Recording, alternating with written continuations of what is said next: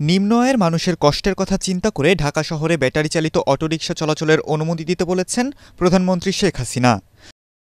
মন্ত্রিসভার অনির্ধারিত আলোচনায় তিনি এ সংক্রান্ত নির্দেশনা দেন। পরে দুপুরে বঙ্গবন্ধু এভিনিউয়ে আওয়ামী লীগের কেন্দ্রীয় কার্যালয়ে ওলামা লীগের প্রথম প্রতিষ্ঠাবার্ষিকীর আলোচনা সভায় প্রধান অতিথির বক্তব্য দেন দলের সাধারণ সম্পাদক এবং সড়ক পরিবহন ও সেতুমন্ত্রী ওবায়দুল কাদের। তিনি বলেন, ঢাকা সিটিতে ব্যাটারি চালিত ৩ চাকার গাড়ি চলাচলের নিষিদ্ধের সিদ্ধান্ত ছিল, কিন্তু আজকে মন্ত্রিসভার বৈঠকে প্রধানমন্ত্রী শেখ হাসিনা ব্যাটারি চালিত অটোরিকশা চলাচলের অনুমতি দিতে বলেছেন। তবে ২২টি মহাসড়কে ব্যাটারি চালিত অটোরিকশা চলাচল বন্ধ থাকবে। ওবায়দুল কাদের বলেন, দ্রব্যমূল্যের বাজারে মেহনতি মানুষের দুঃখ দুর্দশা এবং বর্তমান বিশ্ব পরিস্থিতি বিবেচনা করে সিটি এলাকায় ব্যাটারি চালিত অটোরিকশা চালু রাখার নির্দেশ দিয়েছেন প্রধানমন্ত্রী শেখ হাসিনা। সম্প্রতি রাজধানীতে ব্যাটারি চালিত অটোরিকশা চলাচল বন্ধ করতে নির্দেশনা দিয়েছিলেন সড়ক পরিবহন ও সেতুমন্ত্রী। এরপর বাংলাদেশ সড়ক পরিবহন কর্তৃপক্ষ বিআরটিএ এ বিষয়ে কড়াকড়ি ব্যবস্থা নেয়, যার বিরুদ্ধে দুদিন ধরে আন্দোলন করছে অটোরিকশা চালকরা।